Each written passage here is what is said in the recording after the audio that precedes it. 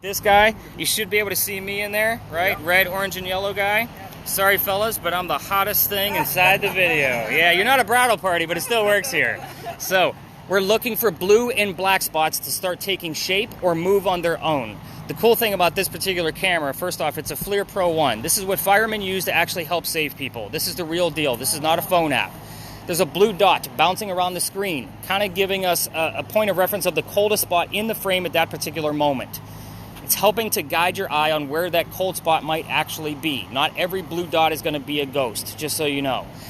That will show up on your, obviously, we're going to be recording this entire night. We will do a few starts and stops with this guy, just because, as great as the hardware is, the software sucks. So if we record for too long, we lose footage. I will give cues for all of your devices of when we can turn certain ones on and certain ones off, just so everybody knows.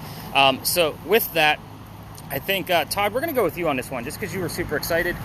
You're going to hold that horizontal all night long. Reason why horizontal is because if you flip it on the other side, it's going to be upside down or sideways, and then I splice all the little videos together, and then I got to give out your phone number so everybody can complain to you that the video is sideways. So, but always keep that camera on your left. That's the wire side, just so you know. Let's get out the next camera. The next one I'm excited about because I finally got my replacement back, and I couldn't wait to get it back on the tour. I was so glad that it showed up before this group of 11. So, yes, look at this Ghostbustery looking thing, right?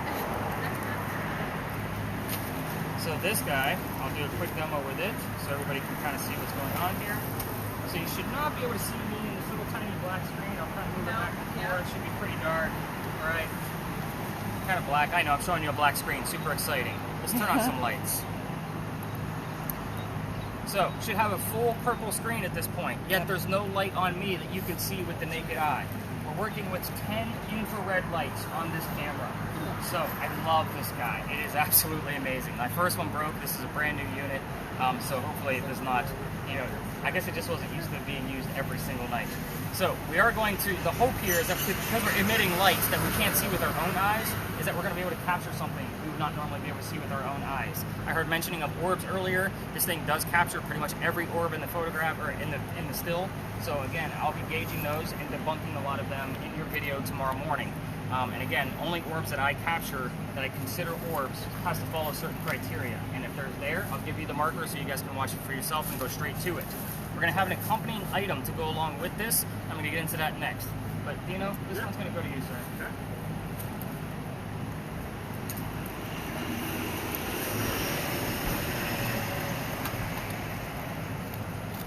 So, the next person actually gets two devices because they work hand in hand. This one's the neuralizer from Men in Black. None of you are going to learn anything. We're going to work with lasers. Oh, yeah. Great stuff, right? Yeah. So with lasers in the camera that I just handed Dino, these things light up like a Christmas tree. So if something actually passes through it, I can give you the still to show you what we actually caught. How cool is that? Sweet. Red squares. The reason why I want red squares on top of green stars is because if you capture something here, I can put it inside 3D software and give you a full 3D view of what we caught along with measurements. Wow. I've had this guy for almost a year now, and the software hasn't been able to take any of the blurry stills that I've been able to capture, so hopefully tonight is our night. So the reason why I'm actually giving this over to Lacey, so again, lasers stay on the ground, so you want to make sure when you have it on the ground, the end of it is touching your toe. You don't want to cross the streams. It's otherwise pointless. That's a bad Ghostbusters joke, but it does work here. So you want to kind of keep them separate like this. And really, you know, when you're actually filming, you want to be filming through it. Okay. So lasers absolutely stay on the ground unless I say we're going to try something new, because I do have a new version of these coming in, and I want to try out something before I get that new model. Yeah, they definitely have to stay on the ground. Spirit boxes. We're going to be using lots and lots of spirit boxes tonight. They're all different except for two of them. Two of them are identical. However, the first one I'm going to show you, if you're unfamiliar with spirit boxes, this is a way for us to communicate with the dead. So, in a nutshell, this is going to sweep through the FM radio stations at a quick rate. On your TV shows and YouTube, this is normally just the white noise, right? So then the host will tell you kind of the BS he thinks he heard, trying to convince you of the same thing. Yeah, we're going to be doing that in real time. So you chuckle because you actually probably seen that all the time going, yeah, I don't hear what he's hearing. You're right.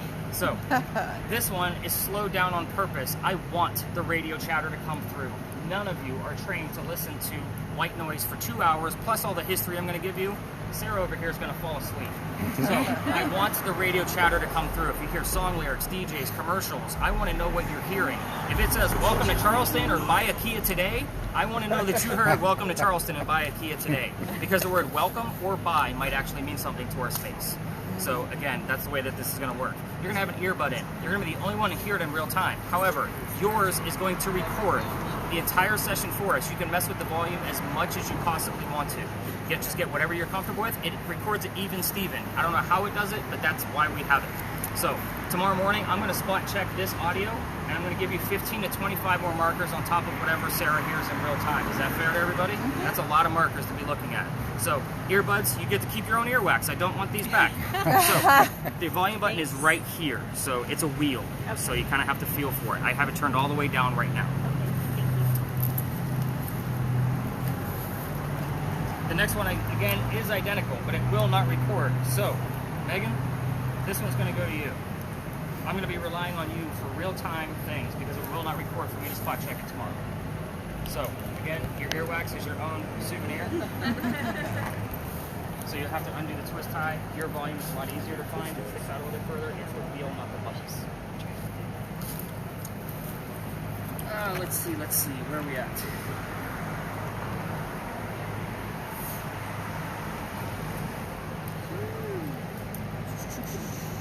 So, this particular spirit box we do not actually have to listen to. If you're familiar with the TV shows, I'm sure you've heard the term obulus before. It actually gives us words. This is a phone app, everybody. So, an obulus, because it seems like you all are very familiar with what an obulus is, which is really kind of nice to hear. It's really cool. So an obulus has over 2,000 words in it, about 2,048 to be exact. This word app, it's basically a giant dictionary. It has over 36,000 terms and phrases in it. It's 18 times the amount of an obulus. Now, because this is a phone app, this is designed to actually scare people. Think of a college drinking game, so to speak. 80% of what comes up on this thing is going to be absolute garbage, right? Because we have so many things being spit out at us. However, the game we're going to play with this, is it coming from the ghost in the space that we're in, or is it just coming from the app? It's going to save all of the words to a word list with timestamps. This is the first piece of evidence that I actually go through because it helps direct me on where I need to watch video and listen to spirit boxes. So again, with those timestamps, you will get the full word list back. Why will you get the full list back? Because sometimes those terms are relevant to somebody here, and I don't know what they're relevant for. So, why would it be garbage though? Because I guess when as many lists that I see, we're going to see anywhere between 75 to 100 terms. Okay. So most of it is going to be modern terms for an old space. Oh, okay. I might get pilot when we're talking about old crops. Okay. Do you see where I'm going with that? Yeah. So, perfect. It was going to you anyway. There you go. Oh, he drops things, everybody. That one's sturdy. We're good.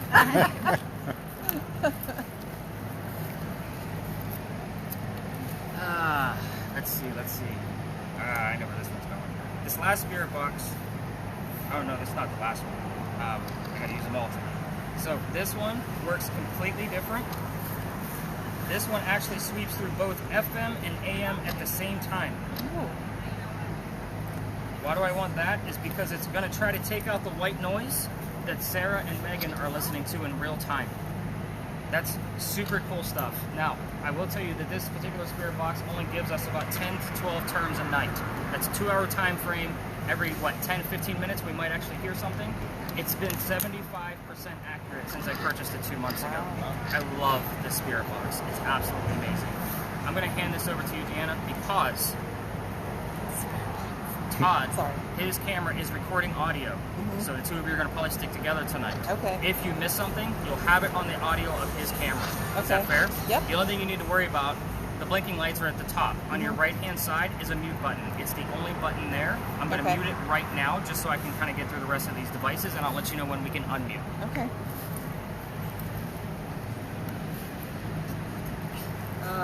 Let's see. Super excited now. So this spirit box is an open air one as well. No earbuds, and it does not record. So again, this is going to go to the team that actually has a camera that might be able to record some of its audio. So Lena, you can keep your own earbuds in if you want to, just to make yourself look cool.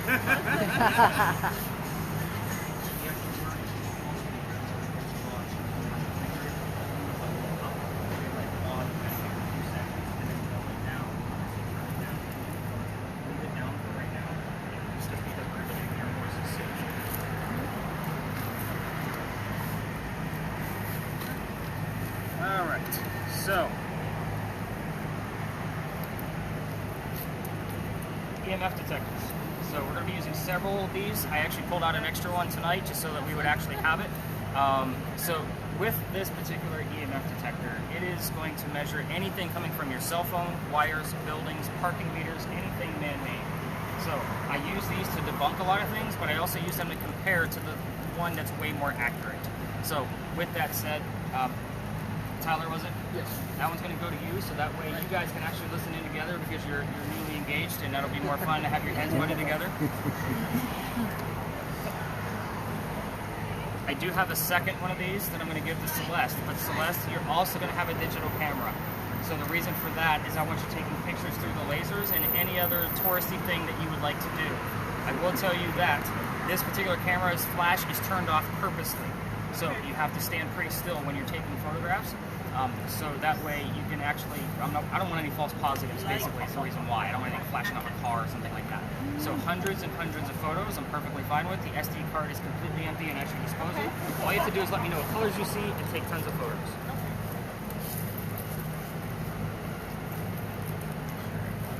Perfect. I saved this one for you. I did that purposely. I was just making sure everybody has something in their hands, like, did I miss anybody? Because again, this is an odd number for me. So, your device, you're the multifunction type of person, so that's what I'm giving you. You've kind of been so serious staring at me this entire time, so I'm giving you the serious device. This is also an EMF detector, just like what I handed to Tyler and Celeste, but it's in digital format. Anything above 2.5 is their second dot. So I want to know anything above 2.5 and higher. Theirs only goes to 25. Yours has capped out so far at over 200. That's why it's a little bit more accurate. The bottom number is ambient temperature. Where's my thermal? If Todd finds something on his camera, then you and I will be able to debunk it based on the ambient temperature of the yellow probe at the top. The last thing that it has is it has a REM pod built into it, so this is where everybody gets all excited. So a REM pod is basically a motion sensor. If something gets close to the antenna I just pulled out, it will go off. I am not touching it right now. I'm touching it now. We're going to use different colors and different variations of that, but we're going to turn it off right now because it can be annoying when I'm trying to spout off history. For now, just focus on your red screen and let me know when you guys see things above 2.5. So, everybody's geared up. Gino's in charge. Go have fun. No, I'm kidding. Yeah! To the bar! To the bar. Love it. There's some spirits in there. Yeah, there is. And I think I've used that joke on the Facebook page before. That's so funny. Because we actually have one of the oldest like wine and spirit shops like in America, right here in Charleston. Yeah, I think it's down on East Bay Street, like right across from Rainbow Road. Just so everybody knows. But anyway, so you guys are going to make me talk a lot tonight, so I'm going to take a quick drink of water, and then I'm going to get started on why we start here. Wow, you guys got all serious on me. Look at that. All right, so Big John's Tavern. It was all in everybody's text except for Sarah's because she didn't get one. So I messed up a number. I'm going to keep making fun of myself for that one. So Big John's Tavern. Of course, we start here because the place is haunted. This used to be owned by a football player. His name was Big John Kennedy. He played for the 1947 New York Giants.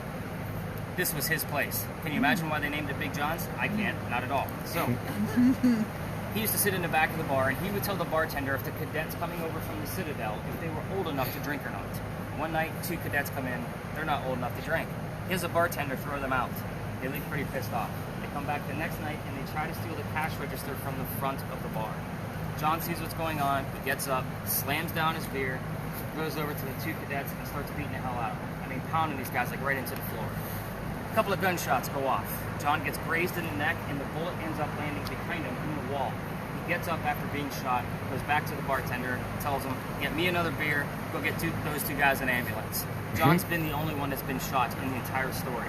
When I tell you a building is haunted, your mind probably automatically went to some kind of tragic death that occurred in this building, and nobody died in the story I just told you. So what's haunting the place? What do you think's haunting the place, Dave?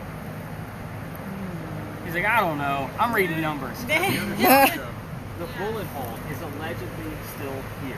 Oh. Even if this new renovation of Big John's filled it in, Big John's blood is inside the building. People that sit in the front of the bar tend to get a little queasy, nauseous, or headache. I bring this up on purpose, and this is the reason why we start here, is because this is your heated warning. Fingers crossed we're going to be dealing with paranormal activity tonight. The ghosts are not on the payroll, so I have no idea. Again, I've yet to have a tour that didn't have something in her, but I'll show you why later on. But if anybody has any of those symptoms that I just mentioned, the nausea, the dizziness, the headache, I need to know immediately, so that way we can move the whole group, get that person to safety. Is that fair? Again, you all look at me like, what the hell did we just sign up for? So, let's get your mind off your own health, because that's literally probably the scariest thing I'll tell you, because that's dealing with your own health. If you've never taken a history tour in Charleston, you probably don't know that we had a big earthquake here in 1886. This is allegedly where the first death occurred from that earthquake. A piece of the mantle that you see in the middle of the building, on the front of the building, actually broke off, struck somebody in the back of the head and killed them. And I say you can see his ghost in the middle of East Bay Street in the middle of the night. I say apparently and allegedly a lot with that because I have no proof. Even standing here every single night of the week, I don't get anything about that specific death or the earthquake. It's just a great segue, so Celeste not thinking about getting sick on a tour. So, is everybody ready to go ghost hunting? Yes. We're going to go this way.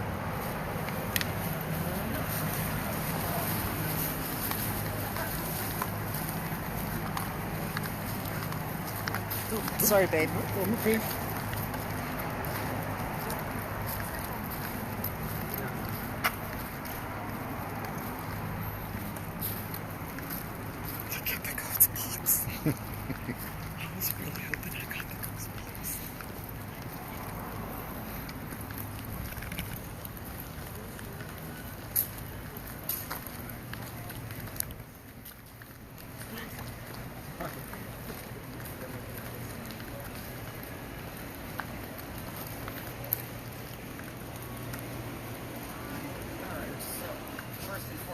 Those of you with cameras, because there are three in play. That would be the thermal imaging camera, the full spectrum lighting camera, and the digital camera. We're going to be in spaces, again, the other ghost tours won't go to, but some places like this, there might be cars that are parked and people might be cutting through. I will ask everybody with a camera to not film vehicles and do not film anybody walking through our areas. So in the event that I do kind of a act of casual, Andy's coming kind of thing, you're basically going to be pointing your camera straight to the ground. Obviously, you're going to stop taking pictures with my digital camera, so Celeste will stop taking digitals, and then you're playing with a cell phone time, so you'll be good. Just pretend like you're playing YouTube or whatever you're doing. So, that's the only thing that I ask. Again, some of these spaces we go to are not very common for tours at all. So, again, people look at us like we're actually nuts, which you all are because you're here with me. So, this is a space where I get to tell you, normally when I have a group this size, how to use your device a little bit further now that they're in your hands and you guys are getting used to what they look like, what they feel like, all of that good stuff. This is the big red barn where we keep the horses for the carriage rides. So they are inside this building. They can hear us, so that's why my voice kind of dropped down a little bit. That's also why we use earbuds with spirit boxes on most of them, and why I muted them before I handed the ones that are noisemakers. So the history here is super simple, just so I can prove a point with your devices. The history I found on this is the same place where we held horses that delivered milk and eggs to the residents of Charleston. So that's 1860s, 1920s, roughly. Kind of keep that in mind. So, spirit boxes. This is not YouTube. This is not a Ouija board. This is not a TV show. Everybody wants to ask the same question whenever they get a communication device. You want to know what that question is? Is anybody here? Right? Because that's what everybody does. Did you want me to tell you that it's doing that? I can already see it too. I have the colors memorized of what the readings are. So, Oh, wow. but if somebody answers no to Megan, then somebody's here. So we are not going to be asking yes and no questions at all tonight. There's always a way to reword the question. For example, I smell something burning in there. Yeah, me too. Yeah. Mm-hmm. Okay, just to make sure it's not me. Well, I meant like I'm the only one smelling it, because sometimes that stuff happens too. So it wasn't anything like, oh, I'm the hottest guy here. You know, we're continuing that joke. It's only one timer, guys. So It smells like smoke machines. yeah, it definitely smells like, I don't know what's Fog going on. machine. Very weird. Yeah. But questions for your spirit boxes. Normally I would tell you in a space like this, especially when you're new to a spirit box, is to ask a question you already know the answer to. If somebody's here, tell me what color the big red barn is. Obviously where you're looking and listening for the color red. Why do I say looking? Where's my digital word spirit box? I'm losing names. Brian. Yes. So Brian has a word list, so he's looking at the words. But the word red might not be available to the song lyrics and DJs that everybody else is listening to. So, fire truck, blood, heart. Those three things are specifically red. I would take that as an acceptable answer. What color is the big red barn? Blood. Okay, cool, we got a direct answer. However, there's 11 of you here. I am going to require that there are at least two things happening among at least 1 to 2 devices or more before I can actually say that it's something paranormal. I will debunk things all night long, saying, nope, that's a parking meter. Nope, that's the natural EMF field coming off the earth. You're going to hear me say those things all night long. All of you are here for some type of genuine experience, whether you're a skeptic or not. So that's the whole point of this, to actually see what actually happens during an investigation. I am going to withhold information in every space purposely. The reason I do that is so that none of you are subject to subliminal messaging. So if I start repeating things and giving you every little thing I know about each space, you're going to just start spouting off things from your spirit boxes based on what I just told you. So again, I will withhold information purposely. The spirit box teams, you all know how to listen to your spirit boxes at this point. Does that make a lot more sense? Okay. So, and again, you're going to get better at it as the night goes on. Let's talk about these cameras, then we're going to definitely move on. Yes. Yes. They're looking for a ghost tour. Oh, are you guys looking for Bulldog? I already have all my people, guys. I think we probably are. Yeah, you're going to actually go up the street here and make a left at the stop sign. Thank you. You're welcome. When you said something about the red barn, it came up and said nearby, and then it said length. Oh, Yeah. Wow. Yeah. okay. It's vague, but we'll take it Yeah, for a good yeah, start. yeah. You know, it's not direct like, hey, I'm Big John. Right, We're near the red yeah. barn. So, spirit boxes, again, when I mean like the two pieces of verification, I want to give you another quick example before we start discussing your cameras. And I know I'm just having you guys stand around for right now. But let's say Brian's word list has the word art on it. That doesn't mean anything here by itself. But Lena hears the number 40 come through on her spirit box. Now together, Art and 40, Art Faircloth was number 40 on Big John's team. Does that make sense now? Oh, Am I really putting yeah. things together? And that's a very specific example that I've actually seen. So I was like, oh, that's a great one that I actually had to research. I'm going to use that. Wow. So you're going to hear me use a lot of examples as we go on through the night.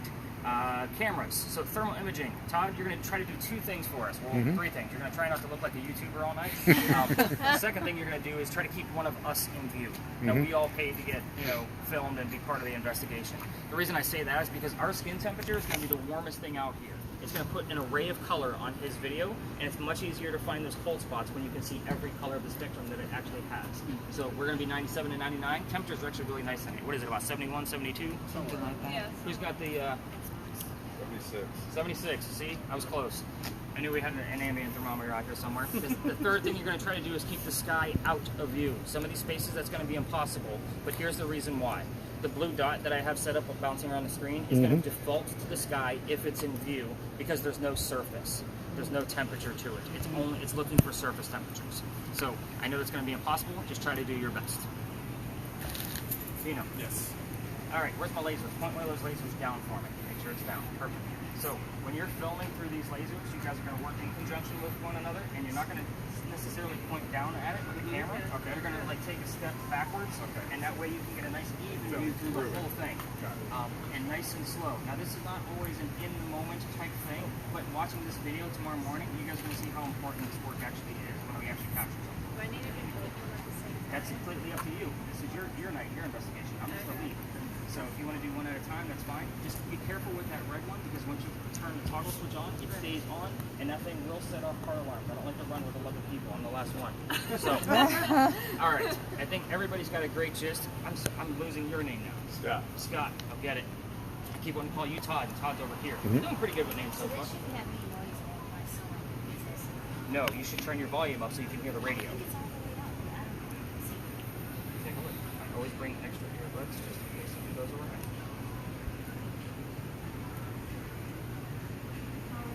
Yeah, you gotta turn that wheel. All right, so I'm gonna work with Scott at the next location because a lot more goes into that motion sensor than what I originally explained. I want him to have a full explanation, but you're gonna get it all in the regular audio. So have we heard anything on your spirit boxes while I've been standing here? I know it's not an easy task to listen to me and... Yeah. Okay. All right. Well, silence is compliance at this point. I do have to write down Tyler's 15 milligauss. Did we get a reading on yours, Celeste? No, I haven't yet. Okay. How do I use do I just push, it's on it? Is it Yeah, on? it's not on. So it'll shut off after no activity. So there's the shoot button is the big one all the way to the right. The power button's right next to it. Okay. You got this. We're gonna all work in the dark, guys. All right, let's go this way.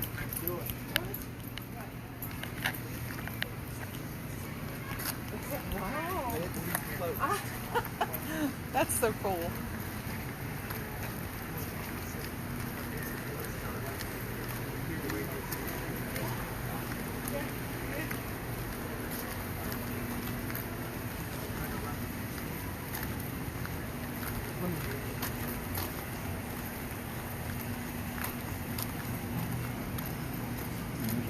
borrow a restaurant up in that roof.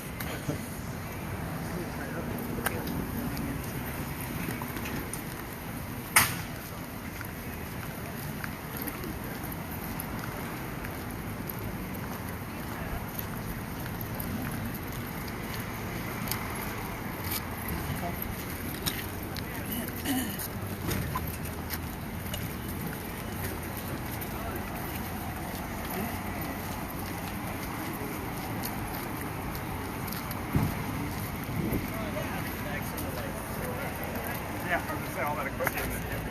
It's about 54 pounds, I think, with all the batteries and everything mixed in there.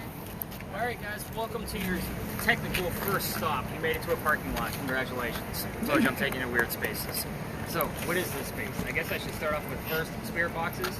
I am not going to be giving you questions here like what color is George Washington's white horse, like what we did over there with the big red barn.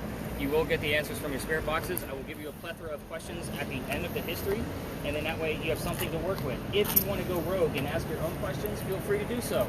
Keep in mind, no yes or no questions, that's too easy. The other piece of that is I look for things we can actually prove.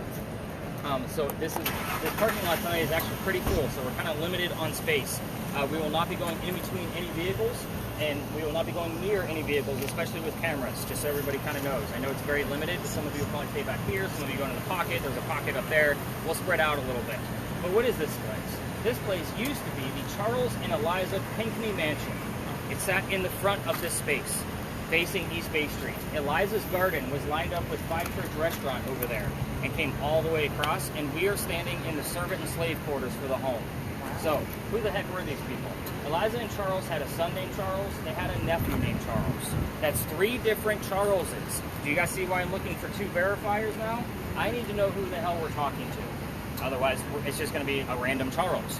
So, her and Charles had a son named Charles, a nephew named Charles. The son and the nephew were signers of the Constitution for South Carolina. It's a pretty big deal for us, but I hate politics more than anybody here. So we're going to move on. So, if I don't mention it, it usually comes up through a spirit box. You think I'd leave it alone, so it would, but I don't want to make the Pinckneys angry by not recognizing them. So, Eliza and Charles got married at a young age according to today's standards, not the colonial times that you came from. If you're going to ask her how old she was when she got married, you're not going to hear numbers like 12 and 14. The reason why I bring up her age at marriage is because Charles was over double her age at marriage. Big age gap back then, big age gap now, just so everybody knows. But anyway, she married Charles out of love, but her father over in England was dying, at least he thought he was, and he wanted to bring all of his children home. Well, Eliza didn't think he was dying, so she stayed put. In 1744, there's no such thing as marrying for a green card or citizenship, because we're not even a country. There's no point of that. She did marry him out of love, and even after Charles died, because yes, he went first, he's over double her age, he's the old guy, she remained a widow, just so everybody knows and you don't poke the bear with that question. Now, her father did get better, so Eliza was right. He starts sending her gifts from England to this space. You guys have been in town for at least a few hours that I know of. You've seen the word indigo somewhere. One of the gifts that he sent over to her were plant seeds of indigo. Indigo is a plant that makes blue dye, that makes our blue jeans blue. You're the only one wearing it today. So, way to go, Lacey. Good job. So, that's how we still use it today. Obviously, blue jeans were not a thing back in the 1700s. It was obviously for war uniforms, but at the same token, she didn't know what to do with these indigo seeds when she got them. So she had to learn from her slaves and servants on how to keep it cultivated. So once she figured it out and experimented with it right here in this space, she moved it to another plantation just north of here in Mount Pleasant. Then she calls her father up, not really because it's the 1700s, there's no phones either. And she says, hey Dad, rice plantations are going downhill. We can make a killing with this indigo. We now have an international businesswoman during colonial times. Something absolutely unheard of. So that's Eliza's business. Let's get into the weird shit because that's why everybody's here, right? Celeste wants to know what all the weird stuff is. Why are we on a history tour? So, Eliza was the second wife named Eliza from Charles back to back, same year. First wife, Eliza, dies in January of 1744, and then he marries the second Eliza in May of 1744, 5 months later. Ironically, both Elizas have a maiden name that starts with the letter L. If you want to figure out which Eliza we're dealing with, ask her her maiden name. Hopefully we'll get it. Never know if the first wife is going to show up here, because every once in a while we'll get that name as well. The mansion's not here anymore. Ask what happened to it.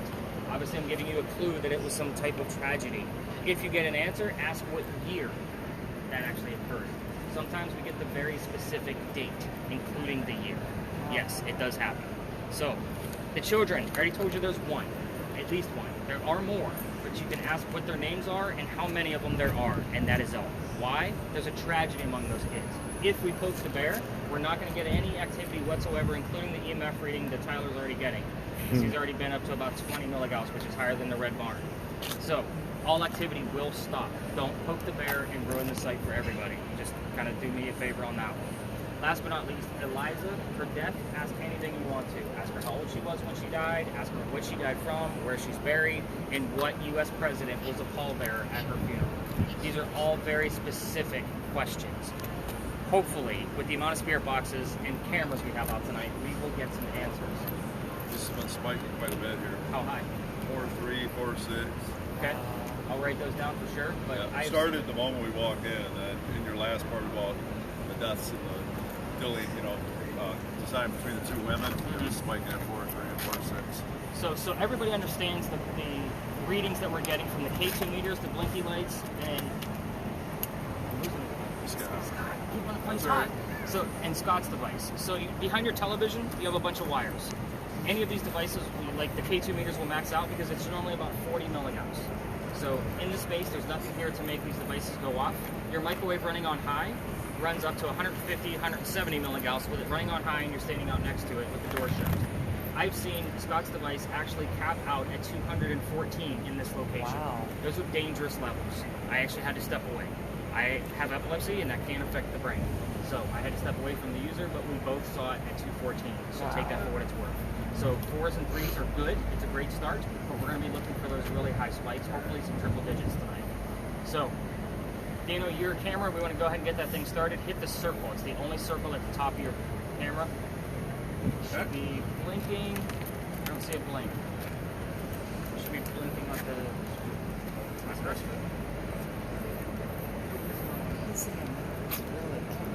Mm-hmm.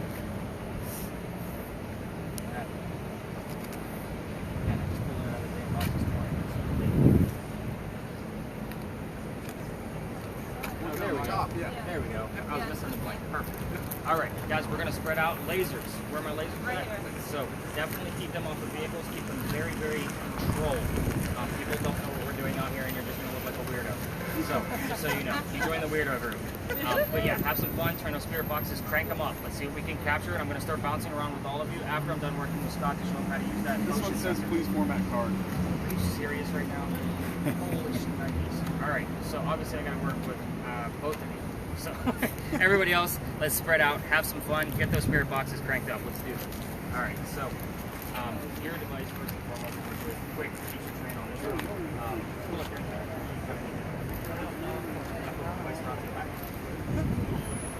What was on the other side? Oh. No.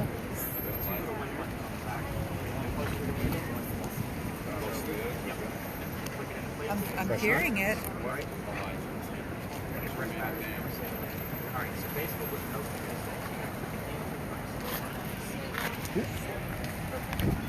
now, every time you move, there's a way to reset right inside of your It's on.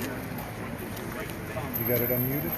everything goes off. It's like reason why it's going to be what I make her from your motion. What needs to ask who was president? Like, yeah, who was president when she was married?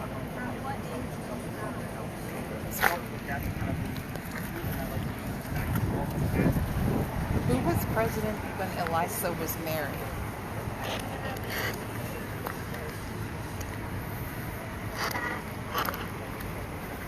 Did he say how many kids? No, don't talk about the kids. Or ask. No.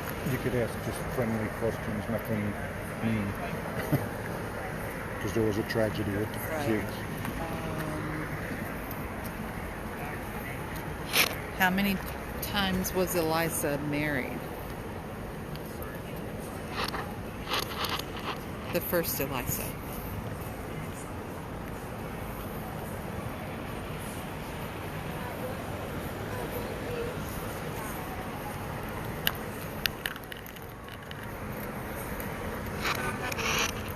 How many years was Eliza younger than her husband?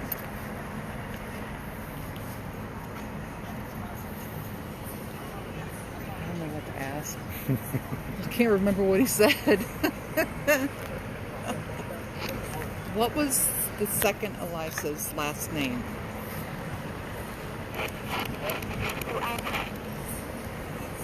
Or something. I couldn't make it out. It was a female's voice. Mm-hmm. Which Eliza is this? The first or the second? 2?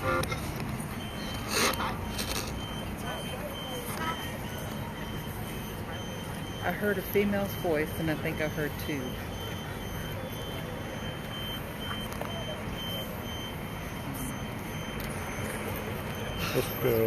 What seeds it was that her dad sent her. What seeds did your dad send to you? What seeds did your dad send to you? What can you use indigo for?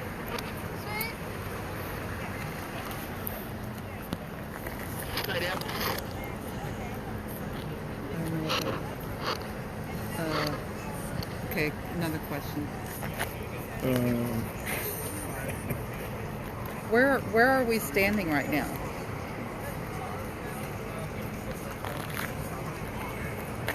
Where are we standing? What city are we in?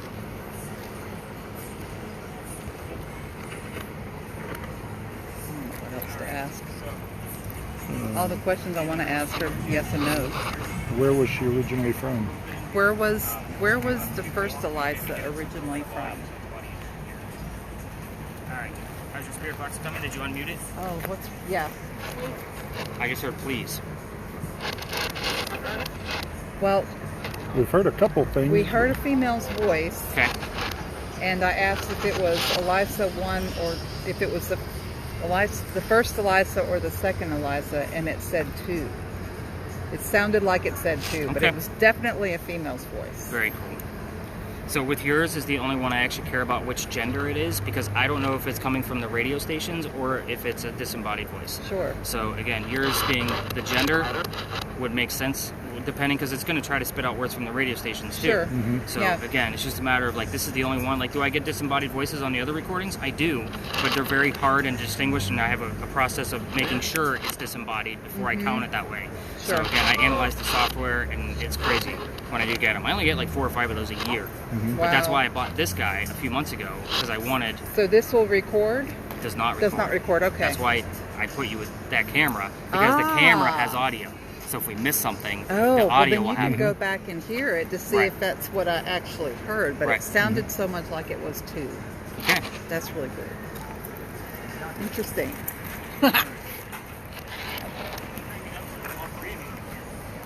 What other questions you want to ask? I don't. I don't want to be insensitive.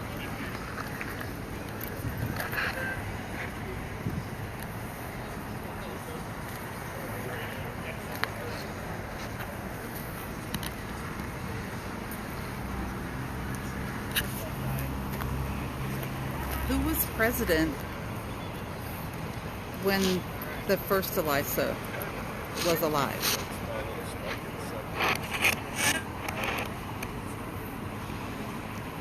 I can't tell anything from that. So we do have to stick together so he can Oh hear yeah, you them. already said that. First Well, time. yeah, but I mean not to get away from you. Okay, what else? You're good at thinking. That was music.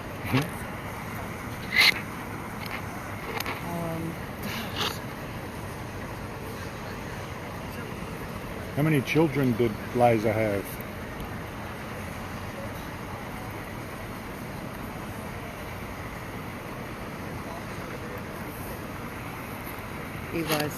Eliza.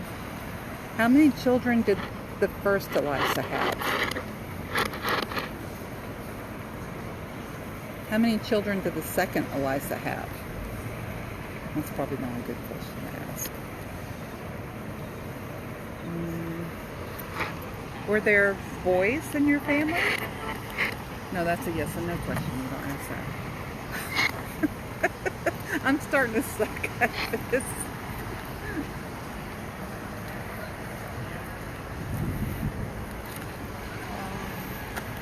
I need him so we can. Where's he at? He's over there. What was that? Mm.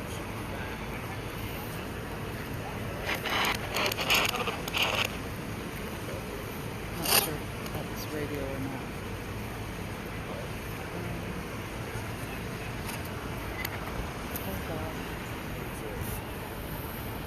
What restaurant did we just come from?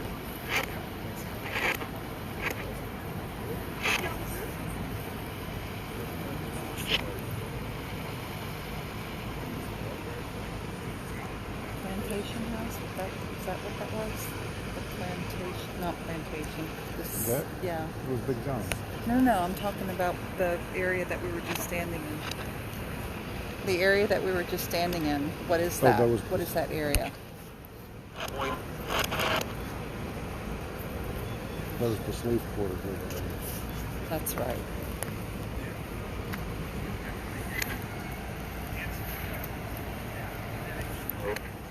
How many slaves were in this, lived in this area?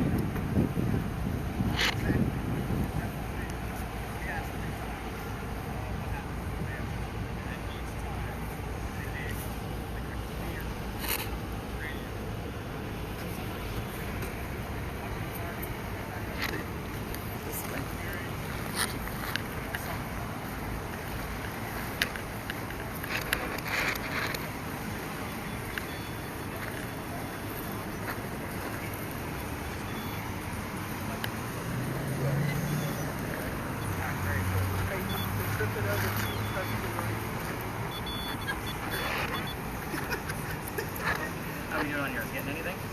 Nothing still. You got the volume cranked up? Congratulations. Okay. Alright. And anything else coming up on your woodwork? Flower vest. You got sand as well. Asked him where the house was. Sand.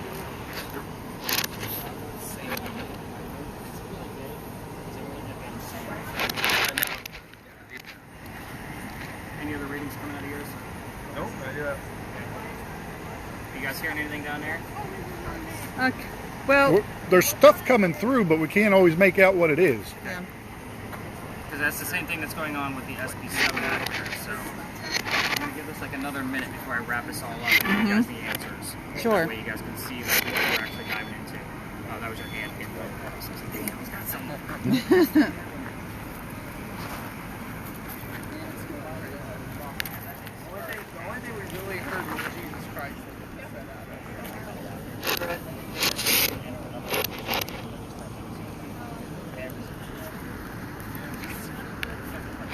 It's all on the ground, getting dirty. Love it. That was the only. So with your camera, I don't always follow up with because it's one of those pieces where I got to review it okay. the next day. You know, and I send them to YouTube so that way you guys can watch them however you want to. Okay. You know, it's much easier to see those on bigger screens. But like this nice steady video, like this beautiful one, I can watch those because I get these. Oh, prints bet and so. it's like I can't make anything out. I Yeah. can't see anything. Yeah. So, You're drunk without being drunk. well, I give them to kids too. It keeps them busy. Oh. Too much history. Oh, So if I yeah. get little ones on the tour, Sure. first thing I give them, cell phone. Smart. I've been doing this enough. I know how to keep them busy. That's right. All right, slowly start making your way back to the corner where we started. I think we got some answers. A lot of motion. Reset that thing.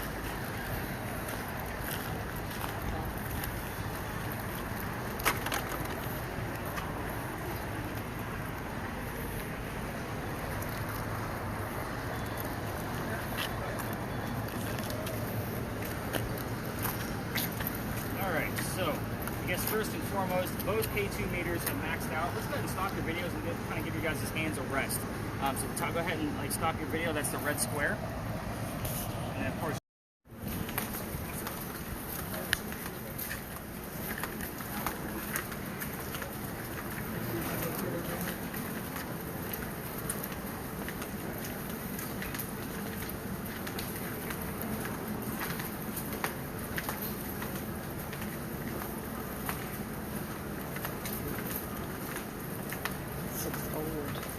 Yeah.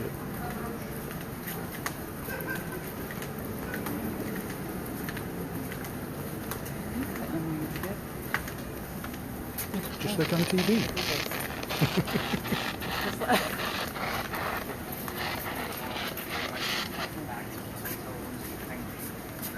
So, every time I come down here, you know, I hear in the back of my head, everybody remember the movie An American Tale?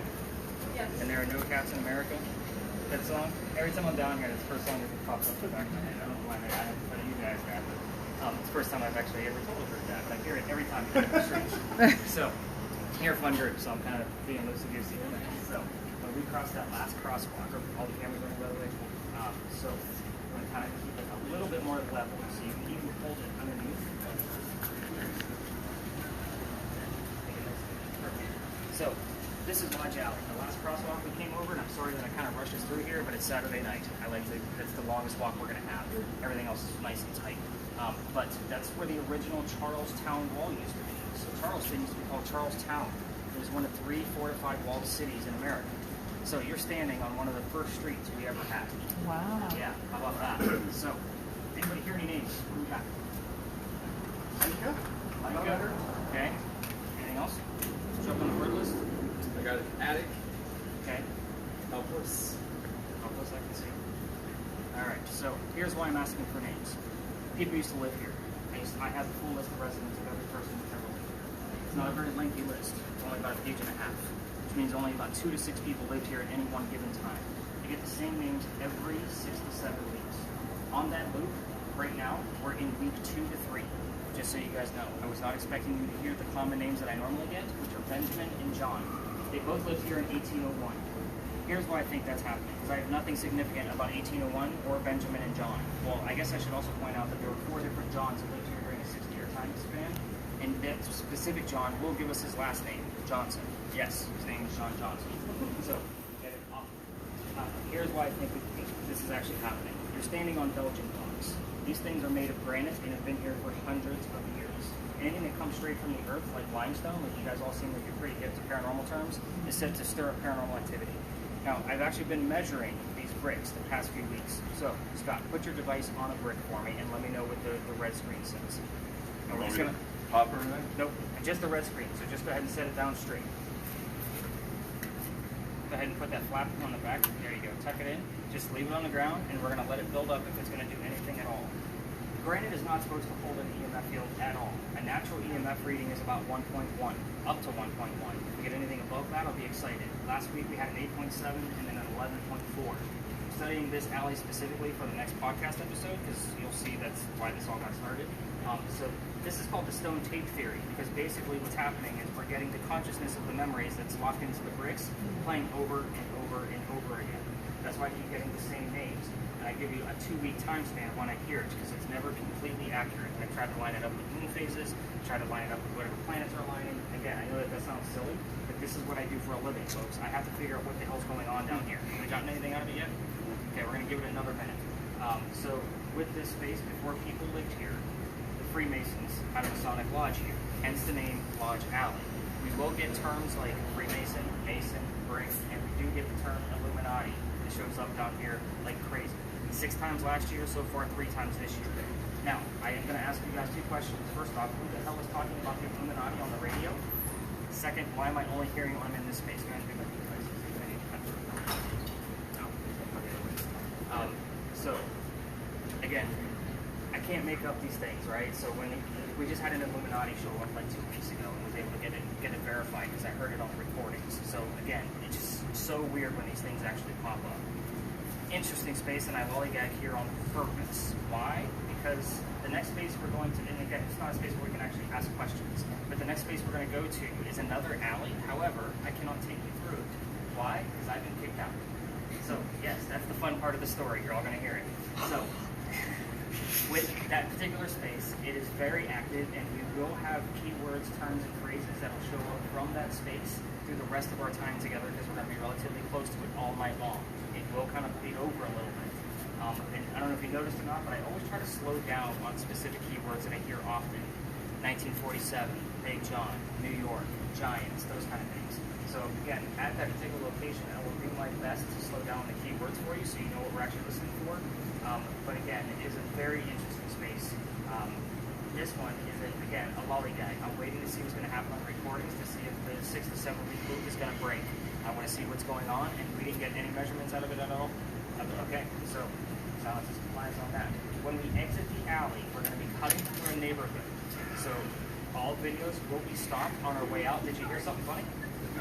They've scared her to death. So. I scared her. Sorry, jumping. Sorry. I bring you the dark alley, and it's the least that scares you. Okay. But again, I'm sorry about the garbage, but that's a common thing down here. But again, cameras, when we exit, you're definitely going to stop recording because we're cutting through a neighborhood to get to our next space. So we don't record in neighborhoods. As we exit, where's my digital camera again? So Celeste, as we exit, a couple of things if you want to do, like there's a great touristy shot place.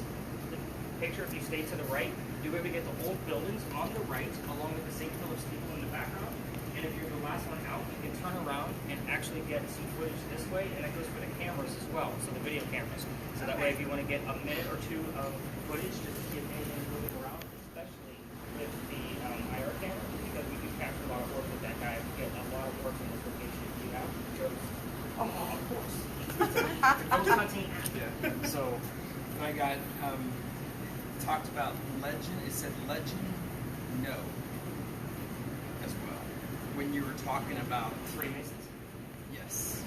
So it seems that word list loves to give us terms when I'm talking about Freemasons, like when I initially started. Yeah. A few weeks ago, I mentioned the word Freemason, and the word symbols popped up immediately. Huh. I was like, okay, Yeah. yeah, I'll take it. So again, it was kind of weak, but it was in the moment type thing. She's like, it just said symbols. And she was also, all right. So,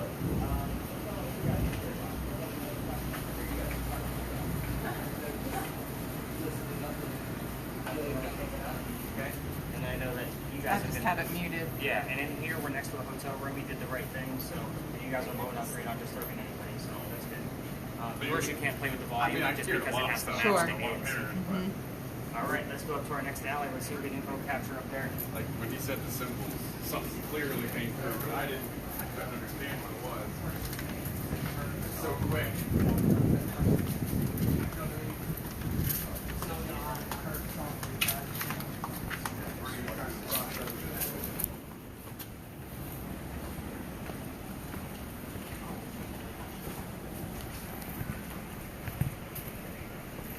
You'll think I thought this was the end. It's down here still. That's really cool that this is an original road. Mm-hmm. It's a little hard to walk on. Softer shoes. You don't have to do a big light. Soft. Pick it up.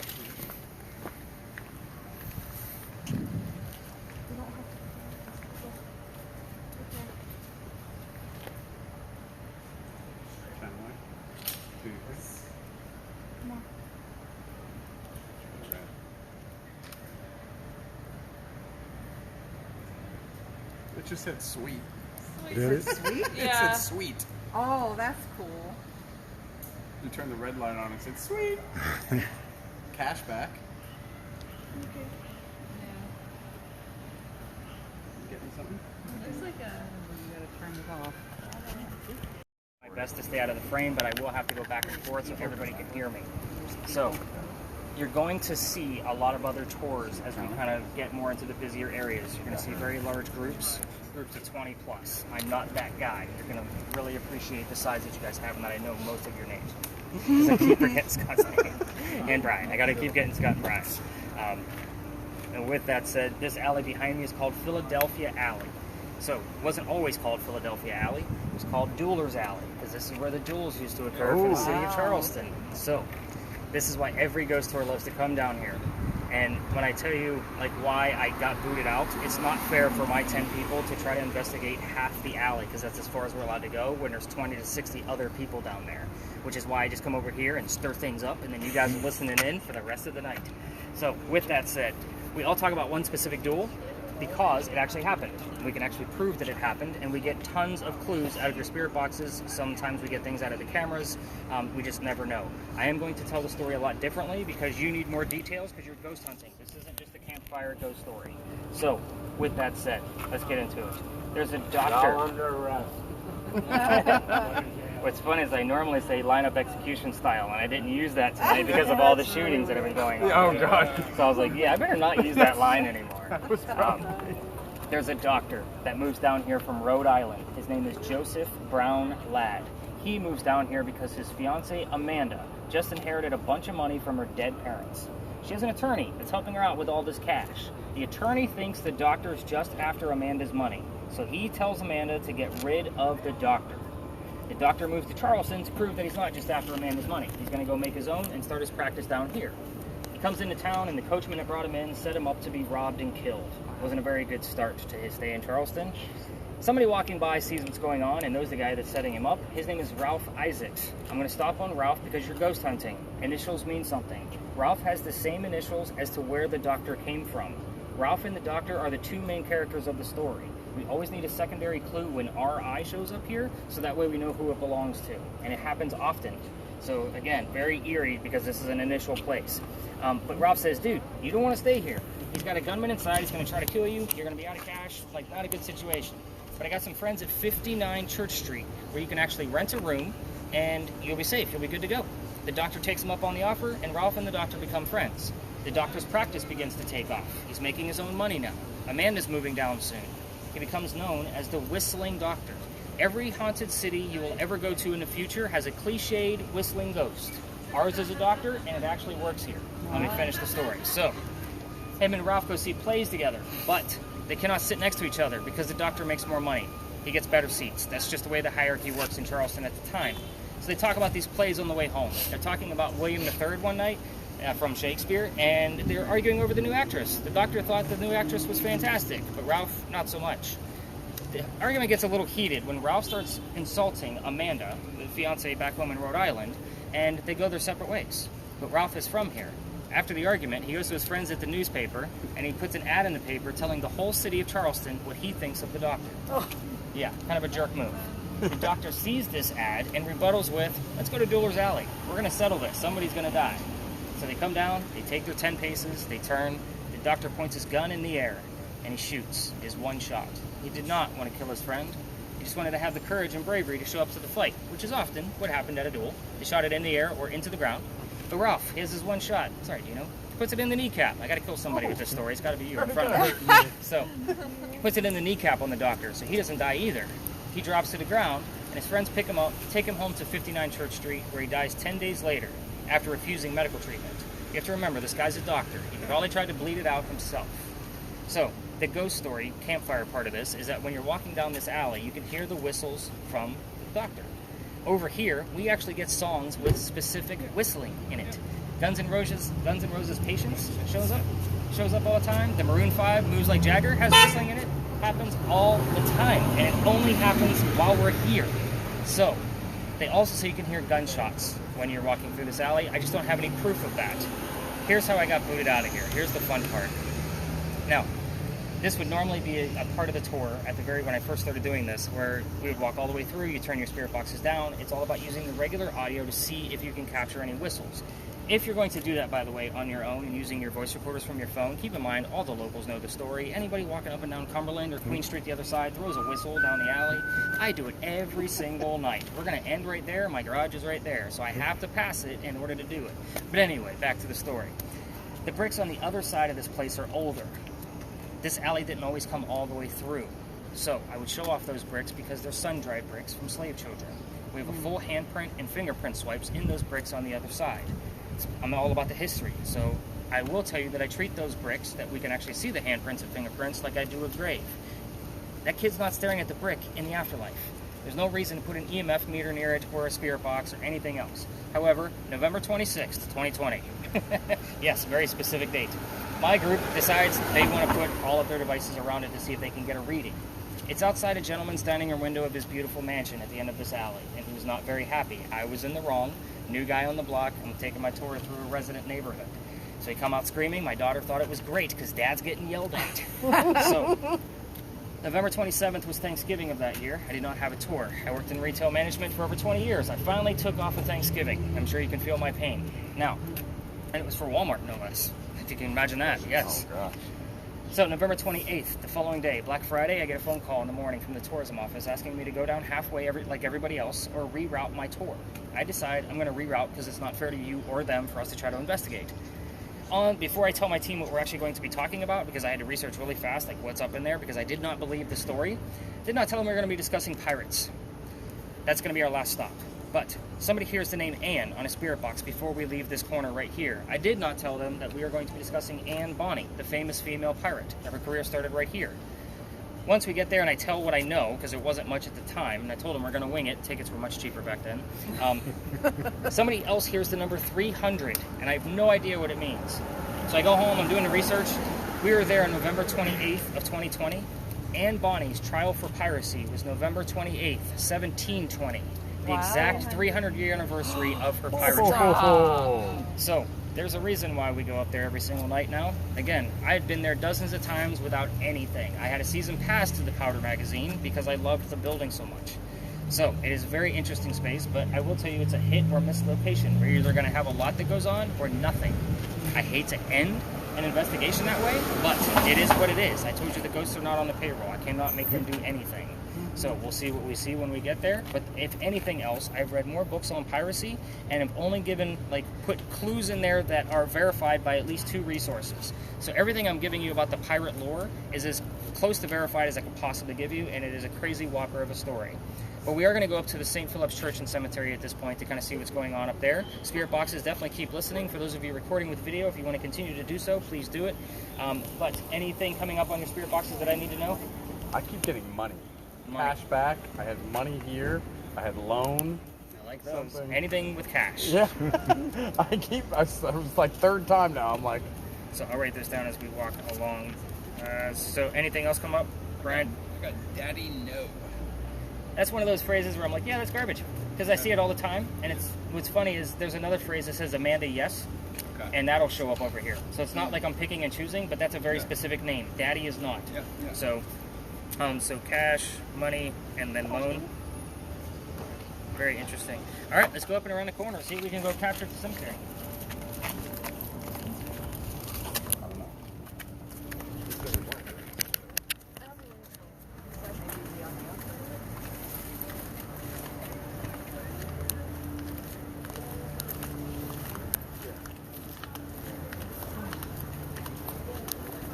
All right. Yeah. Just meet the air. There it is. Warm.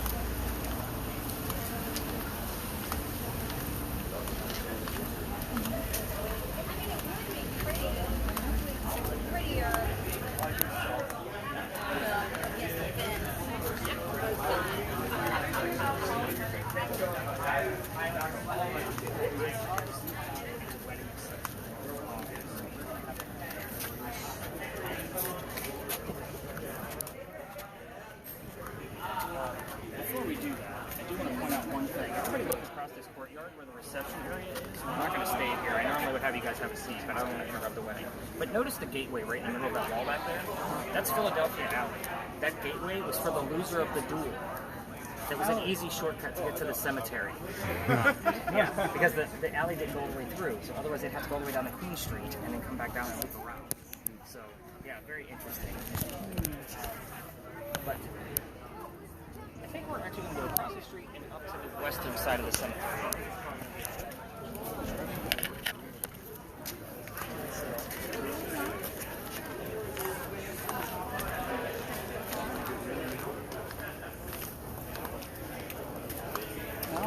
Anglican church.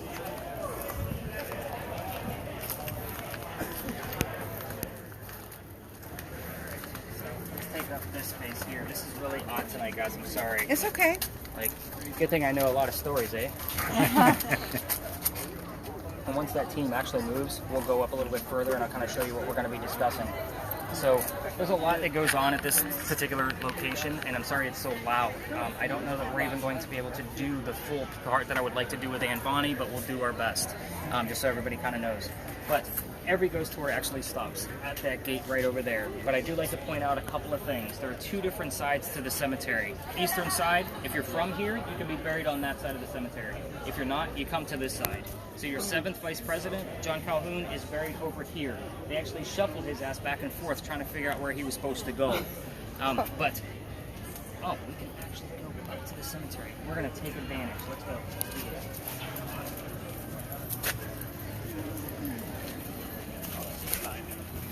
Yeah, the big group over there.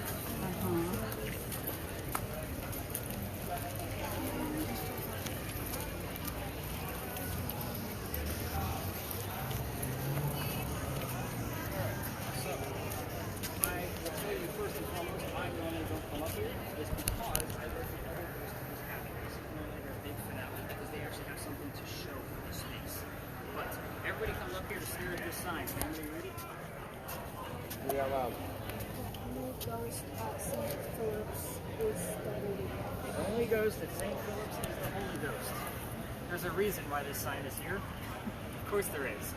So, 1888, a young lady dies by the name of Sue Howard Hardy. Now, we just talked about initials with Ralph Isaacs over there in Philadelphia Alley. Sue Howard Hardy. It's cheesy, it's campy, but I see it and hear it all the time. She dies 6 days after her stillborn child. Oh. A very sad story, yes, I know. 1987, local photographers in town is taking pictures of all of our beautiful cemeteries. He's going to put a book together, and he captures a full apparition in one of his photographs. It's 1987. He doesn't have the tech that we've got now. He has to send it to Kodak. Do I have to explain what Kodak is to anybody here? Maybe Lena. Yeah. So, It's a film. Printed. yeah. So, basically, Kodak cannot debunk this picture either. What I am going to tell you about the photograph is it is cursed. So, females that handle this picture have the same symptoms like what we talked about at the beginning: headache, and nausea, and dizziness. So when I'm showing you guys this picture, please don't touch the tablet. Pregnant females hanging on to even a digital format of this are said to not have a good pregnancy based on the gist of a stillborn child. I'm not going to be the guy where somebody had a great vacation, memorable, right? Newly engaged, and you're going to have a great vacation, and then 9 months later I cursed your family. Don't touch my damn tablet. That's basically the rule. So, Didn't even look at it. Yeah, no kidding. I'm going to go around the horns so everybody can kind of see it, and I will zoom in to kind of point out where the apparition is. So here's the photo. There's your apparition looking at her back. She's praying over her own grave with the baby basket next to her. So, full photo. And what year was this, you said? 87. 1987. Yep, so 99 years later after Sue's death. This is probably another instance where the baby is buried with the mom. Because again, we have a baby basket next to her, so even when you zoom in on this further on a computer, you can see the weaving of the basket. So Wait a for minute. guys like me, this thing is gold. Is that? Her, I'm not- I know, I'm her like- back is to you. So this is Sue's grave. That's her Oh. headstone, and you're looking at her back. So she's praying over her Oh, own like grave. laying down. wow. So, people, every ghost tour stops up here because this is their show and tell. Obviously, the gizmos and gadgets you're holding are my show and tell for you. So that's why I usually let the other ghost tours just come up here and do their thing, and I still tell the story down there because Sue's initials will pop up from time to time. And most memorable piece of evidence I've gotten out of this space was the name Sue, along with Cold Baby. Yeah, very eerie and creepy. So, but that's the only reason why I keep telling this story. So, I will tell you, we can't see it from this location. We can if we were sitting down there, but there's a burning gas lamp on the other side of the cemetery, and it belongs to the Pirate House. So the Pirate House, I'm getting you guys all set up for Aunt Bonnie, can you tell? So the Pirate House, it has a big anchor on the front of it, so you can't miss it when you're walking up and down Church Street. But somebody does live there, and don't go in his backyard looking for ghosts. He gets pissed. Don't ask me how I know these things, but it is one of those instances where I I jump around town all over the place with my meters and cameras and what are you doing back here? So with that said, that's where Blackbeard's men would actually come off their ships. They'd have a place to stay and meet with a few young ladies. We're going to keep it PG-13 based on our talk tonight. We're going to be talking about pirates, so I'm going to have to keep it PG-13 all night. For the rest of the night. But anyway, they dug a tunnel underneath that house going 1 block away to Dock Street Theater. The reason they did that is because they would go over to Dock Street Theater because it was called Planters Hotel at the time. It was a whorehouse, a playhouse, and a hotel. We're talking pirates. The whorehouse was the main attraction. But the playhouse, pirates were our first stagehands. They would actually go over there to work in between bartering with our locals. So kind of keep that in mind. We just filled in that tunnel in the 1990s. Wow. We're below sea level here, guys. Yeah. Like, that thing probably flooded all the damn time. Yeah. There's a couple of rumors around that thing. So first rumor is that Blackbeard buried his treasure there. I'm going to call BS on that because we all know that that damn treasure's in North Carolina, not South Carolina. So if you know your pirate history, Ogrecoke, that's where he's at. Second thing is that they actually put that tunnel all the way out past White Point Garden. That map I showed you earlier by the Pinckney Mansion, that would be the tip of the peninsula. Like, that's a long distance. I'm going to call BS on that one because they say that that's the way the pirates used to sneak into Charlestown. What's the name of the mansion? How are you going to hide a pirate ship in our bay? Like, I just don't see it being that long. I can see it going 1 block away to go over to the playhouse so they weren't seen on the Did you say streets Pinckney? once they got there in the middle of the night. So kind of keep that in mind. There's What did no you say the name of that mansion was? Which mansion? The one we went to, the first one? That's Pinckney Mansion. Pinckney? Yes. That's the name of the hotel we're in. Yeah, there's a lot of Pinckneys. So you guys, that's Andrew Pinckney? Andrew Pinckney? Yellow building? No. No, it's the Middleton Manor, but the building we're in is at Pinckney. Well, Well, pretty hey. prominent family here. Okay. So, I'm gonna see if I can find us a spot close to the Powder Magazine so we can at least try to get through our story over there. So, because that's usually all I kind of get going over here. Have you guys heard or seen anything on your spirit boxes? Take pictures. Absolutely. Okay, I just Please. Those of your cameras, if you want to get a number of footage, we can do that. Chloe.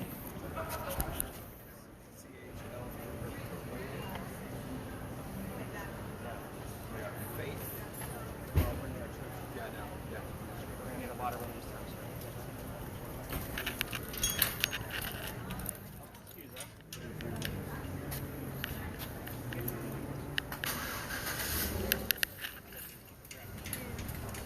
Anything good?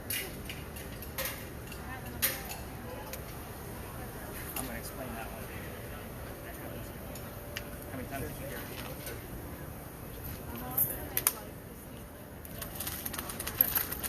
Anybody else hear the number 7?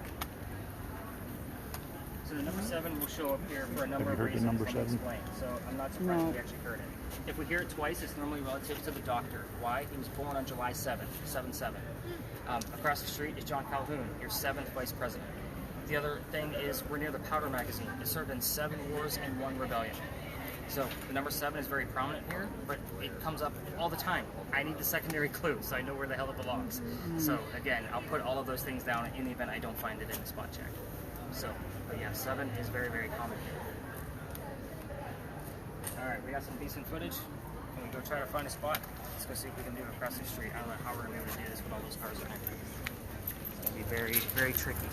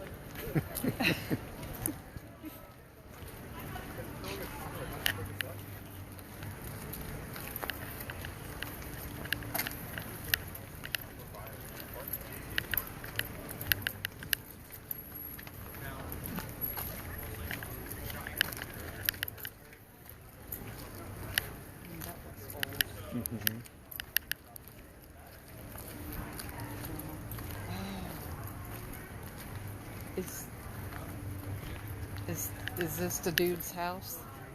Which No, that was back there. Oh, that was back there. Okay. Oh, no, yeah, the pirate house is that way. Oh, okay. All right, why don't you guys all have a seat if you can fit on this little brick wall right here. Sit. I gotta see who's in the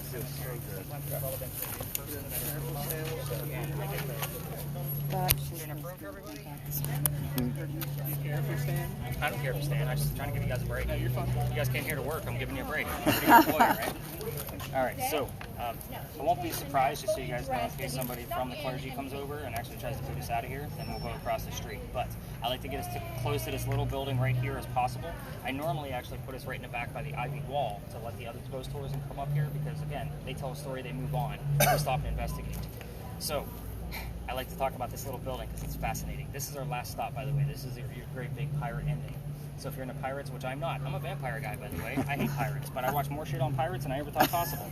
So, powder magazine. This thing held gunpowder for 7 different wars and 1 rebellion, like I just mentioned. But this particular location is set up very, very unique. Those little crosses you guys seen on the building, not little, but those really aren't crosses. Those are earthquake bolts. If you're unfamiliar with earthquake bolts, it's basically a turnbuckle. That if we have another earthquake like what we did in 1886, you can turn those turnbuckles and it'll straighten the building back up again. What? It's a great idea, it just doesn't work. Like a post-tension cable. What's that? Like a post-tension cable. For Yeah, exactly. Yeah. Exactly. So I talked to a lot of Californians, that doesn't work. Just so you guys know. But I bring these up because this is the first set of earthquake bolts that Charleston put in, because this is the oldest government building in South Carolina, which is why we're here. This building was put up at the same time frame that Anne Bonny started her pirate career right where we're standing. So it's kind of like using a toy to attract a child ghost. This is what I call a familiar. We don't have any buildings this old, and this is actually one of the locations where she's said to be seen all the time. This is where we got the number 300 that I mentioned earlier. We talked about the Charlestown Walls earlier back at Lodge Alley. That garage is where the wall stood. It went up past the powder magazine because the front is to your left, and then started going south towards the battery. It locks the gunpowder magazine into the corners on purpose. If it gets attacked from the water behind me, 3 blocks away, the pirate ships and Revolutionary warships, cannonballs, are going to have a hard time getting through these 35-inch thick walls. Let's pretend that they do. Those shingles, if you can see them, those clay shingles, actually have sand underneath them that was put there during construction to blow up in the air with the explosion and then fall to put out the fire of the gunpowder to try to save the building. It's another great idea, but that doesn't work either. We had another powder magazine closer to the battery. It did get hit. Sand went up. The building burned to the ground. It doesn't exist. So this one's just never been attacked. It's now a museum. If you ever need to get up or heat or cold, spend the $5, take the 30-minute tour. You'll be good to go. Love this place. So again, we're here because of the time frame. This little building took 10 years to build. Does that sound like our government? No, not at all. Small building, 10 years. During its construction is where our story begins. Follow me, there's a lot of twists. And you haven't said a word all night long. So amazing. Like, normally everybody's like all conversing, and I have one quiet person. I get the smile every once He in a while. never talks. 1708, a young lady moves here by the name of Anne Cormack. She's here with her father and his mistress. The mistress is her mother. Is everybody with me so far? So, the 3 of them are running away from his wife. Okay? How pissed was she that she got to leave the country? Right. She leaves Ireland to come here. They land in Georgetown. Dad buys a plantation. Mom dies pretty quickly. So that means he has to send young Anne down here to Charlestown to sell anything from the plantation to keep things afloat. Now, young Anne back home in Ireland, kind of a badass. They say she actually killed one of her servants when she was only 10 or 12 years old with a knife to the belly. Wow. Like, just giving you this girl's mentality as we go through the whole story. Fast forward. This building's done in 1713. Pirates are coming through town in 1715. Anne is stoked. She falls in love pretty quickly. Guy number 1. Yes, there's a couple. I got to number them. His name is James Bonny. You can already see where this is going because you already know who we're talking about, right? So Dad doesn't approve because he's a filthy pirate. They run away to Jamaica. They get married. Anne Cormack becomes Anne Bonny, your most famous female pirate of the Golden Age. When they get down there, this guy's a privateer. This is not the swashbuckling, rum-drinking Captain Jack Sparrow that she was hoping for. This guy is a coward. He's a spy for the British. She falls in love again a few years later. Guy number 2. This guy's name is John Rackham, a.k.a. Calico Jack. This is, by the way, the same Calico Jack that they based Captain Jack Sparrow off of for the pirate movies. So, Jack has his own ship, and Anne wants to be part of it. You can't put a girl on the crew. Why? Girls are bad luck on a pirate ship. He makes a deal with her. If you're dressed like a guy and be part of the crew, you can hide your gender, but you're going to be a female in my quarters. She's okay with this because Dad used to cross-dress her as a boy back home in Ireland to hide her away from his wife. She's like, whatever, I'm a pirate, let's go. She just wants her freedom. She's a female in his quarters. We're all adults here, most of us, right, Lena? So we're going to put 2 and 2 together. She's a female in the quarters. She's eventually going to get pregnant. You can't have a pregnant pirate dude on the crew, right? So somebody's going to figure out she's a girl. He drops her off in Cuba. Drops her off in Cuba. Go have the baby. Come back later. We'll figure it out. She comes back. No baby. We have no idea what happened to this child. Wow. Yeah, she's also dressed like a girl. This makes Jack pretty angry. And while she was away giving birth to Jack's first child, Jack captured another pirate crew and they're down below deck. Anne's going to go flirting to make Jack even more mad because that's what Anne does. Guy number 3. Guy number 3 turns out to be a female dressed like a guy to be part of the pirate crew that Calico Jack was captured. What? They have 2 females dressed like guys on the same pirate ship. This young lady's name is Mary Reed. So, Mary Reed is an English pirate doing the exact same thing that Anne was doing. Anne and Mary become friends, possibly lovers, we'll never know for certain. But the British find out where they are, and they send their entire fleet of ships to take down one pirate ship. Anne and Mary are the only 2 not drunk enough to come up and fight with their 1-bullet flintlocks because they probably don't know how to use the cannons to fight back. So, with that said, imagine what's going to happen here, right? They're going to get taken. It's a whole fleet of ships against 2 ladies with 1 bullet. So, again, as they're being arrested, Anne looks at her bow and captain, and she says, Jack, you should have fought like a man instead of being hanged like a dog. The word dog, obviously being a prominent spirit box word here. He got that when we were walking out. Yeah, I got dog. I was walking You out. said that, and I'm like, oh, he got that. Oh, wow. Yeah. Told you. Things like uncanny stuff. And hopefully there's a secondary clue to verify what's actually going on there. So, the judge, his name is Nicholas Laws. In the event you guys hear my name here, it's one of 3 ways, but this is one of the 3 ways. The judge is named Nicholas. He wants to see the 2 men that fought back after he's already tried and hung Calico Jack and the pirate crew that was too drunk to come up and fight. So they're dead and gone.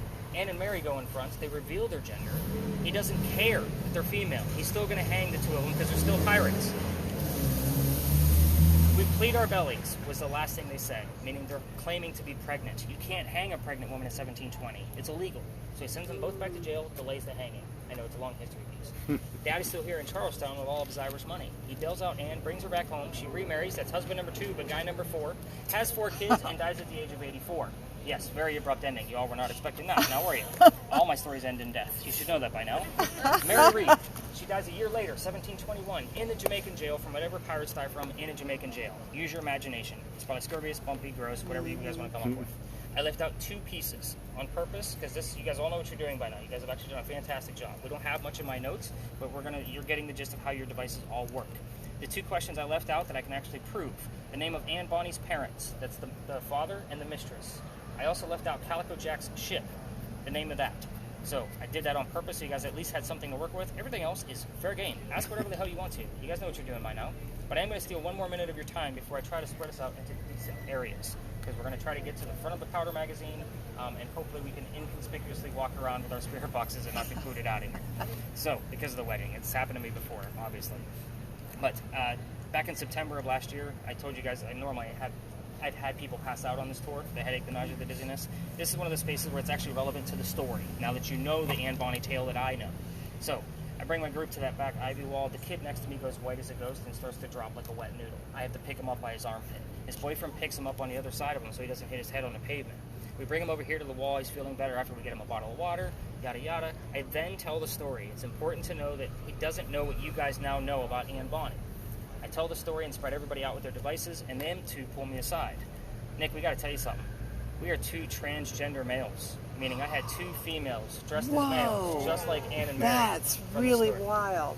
So, again, it made complete sense as to why one of them nearly passed out the minute we entered the space. And it was a nice, cool night like this. It was probably even a few degrees cooler than this because it was September. So it was probably in the high 60s. So, these are the reasons why I give the... psychics and mediums normally don't make it through this. They can't get past the Pinckney mansion with the high readings that come off the EMF readers. Like, it's just too much for them. So, I don't know how many times I've had to call paramedics at Pinckney mansion because some psychic decided they're going to go ghost hunting. Like, yeah, you can't come do that in downtown Charleston and not expect something to happen. So... here's how we're going to do this. We're definitely going to get those cameras running. As far as the lasers, I think the lasers are going to be safe in the front lawn only, just because there's too many cars in here, and again, we do have a police officer across the street. We don't want to get booted out of here too easy. We're definitely going to use your REM pod in this location. EMF readers, this is not the Pinckney mansion. If you get anything, I'll be excited, but keep in mind we do have electrical poles on the 2 corners over here by the street side, and if you're on the street, it's going to be from the parking meters. So it's definitely a spirit box location and the REM pod. So the REM pod is definitely very active here. I will tell you, the second night I used your device, Deanna was I paired it up with the thermal imaging because it doesn't record. We all were wrapping it up, and clear as day, pirate came through, and we caught it on the audio again. Wow. And it had to have been disembodied. There's no other way. They were Right. talking just the word pirate. Like, it was like, hey, we're here, pirate. You know, kind of mentality. Like, it doesn't get any more direct than that. That's why I love that device. It's so random. All right, let's get those spirit boxes cranked. Those of you with videos, I would encourage you to go to the front. If there's other tours there, just kind of wait your turn.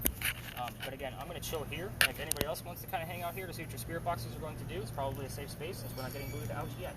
So, Brian, how's your device coming? I need to go with you, I guess. Instructor, journalism, Ow. dark. Yeah.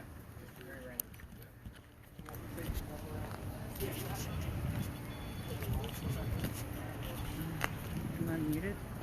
I don't know. Oh no, it's unmuted now. There There we it go. goes.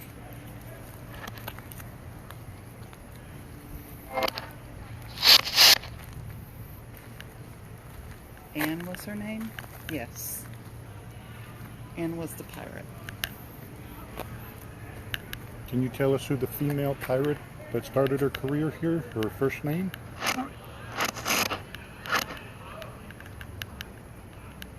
What was her name again?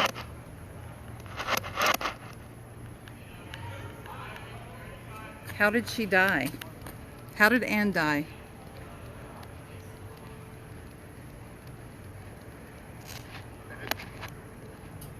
What was the name of the pirate ship? That's one of the questions. I can't remember again. Let's go ask him real quick.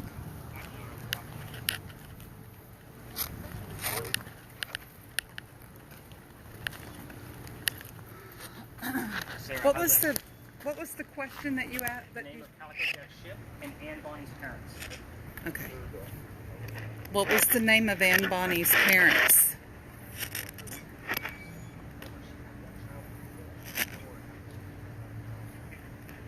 Can you tell me the name of Anne's ship? Whoa! Oh, that gave me chills.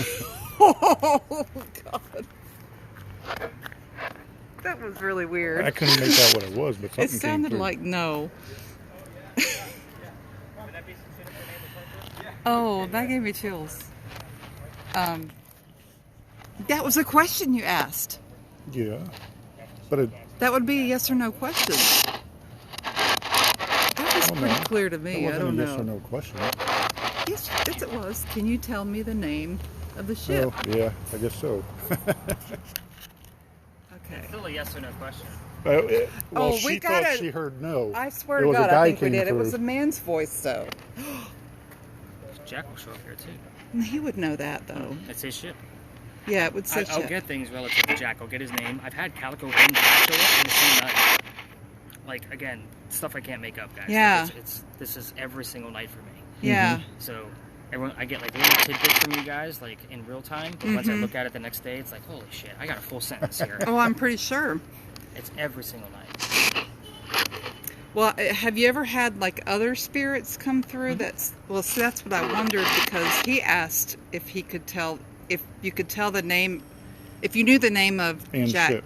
Oh, Anne's ship, and it was a male voice that sounded like no. Oh, well, Anne didn't have a ship. She was, No, it's probably Oh, yeah, she was a female. She didn't have a ship. she was on the ship. It Yeah. wasn't her ship. She was the pirate. Yeah, and she just acted as part of the crew. Like, she wasn't an passenger. She didn't have any kind of title Right. that I know of. Okay, well then that we'll let him decide if that was a. 1715 is when pirates started coming through here. We heard 15 twice, and like it was like really clear, like perfect to hear it. So they Anne is said to have been 16 or 17 years old at the time. Like, the range of her birth is very sketchy. Some say 1697, others say 1699. But it is 1715 allegedly when she met Calico Jack, because it took a few years before she was allowed to get on his ship.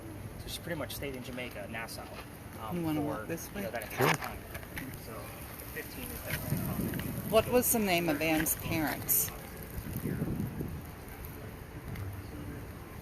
Do you know the name of Anne's parents?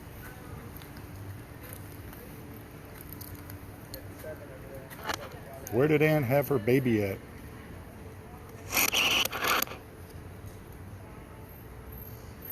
What happened to her baby? Did her baby live or die? It's kind of quiet. Oh, that's music. Yeah, it comes through every now and then. Mm-hmm.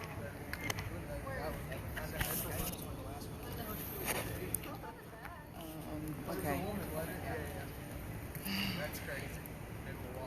Ooh. Did Anne die on the ship? Can you tell us the name of her parents?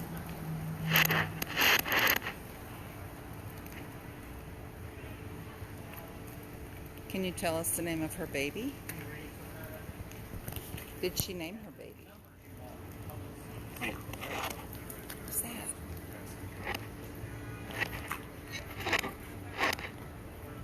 Sweeping, so you can't really tell if it's.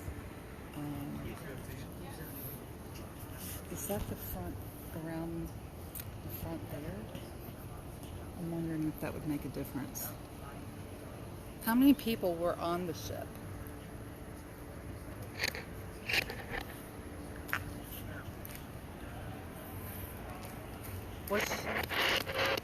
Was she a pirate?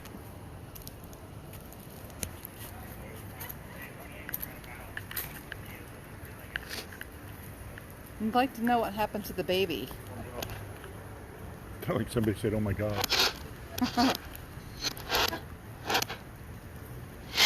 How many children did she have?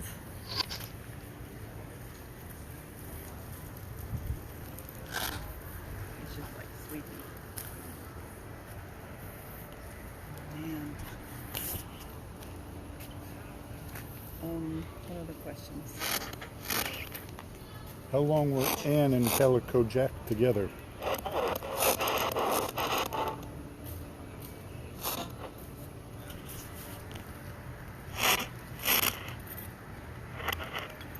How long was Anne a pirate for?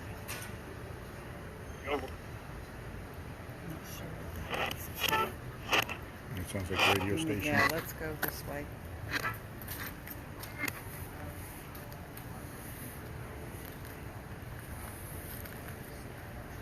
Okay, so that was two. Oh, how many women came back onto the ship? It's Jack's ship.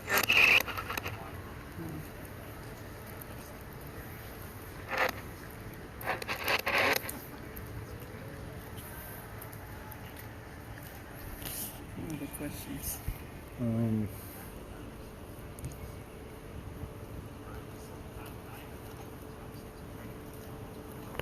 Trying to think of stuff. I'm not good at thinking of I them. know, I'm not good at thinking either.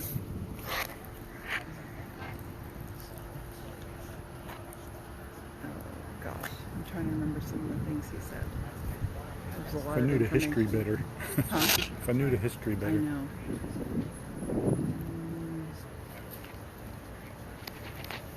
Did Anne have another lover besides Jack? Sounds like it's sweeping stations. What did the pirates do when they came to shore?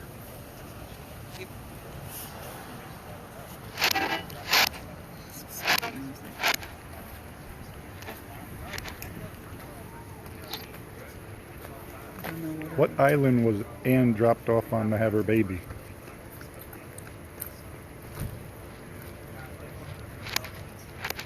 Did she die happy? Or was she sad?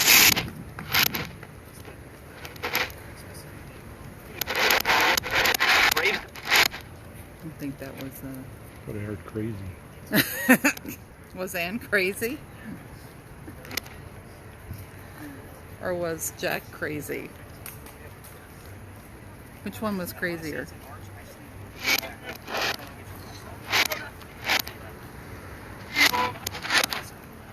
Sounds like a radio station. Yeah.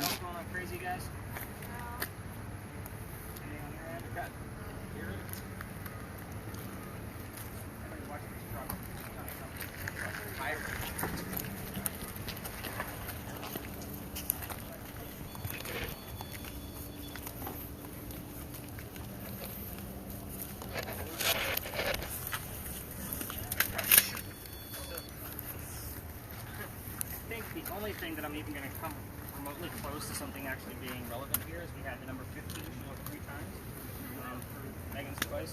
And we got the number 3 while I was sitting there talking to Sarah. So it's a possibility, I can't remember the exact date, but it's a possibility that Anne Bonny's birthday is March 15th. So I'll dive into that once I go do the research in the morning. I can't verify, but I know it's in March for certain. So again, we'll kind of take that for what it is. Again, it's very vague at this point, so we didn't get much. Again, I told you, either super heavy, super light. Like none of you guys were coming at me screaming with great stuff, so that's why I'm going to pull you all over here. Go ahead and cut your videos off just so you know.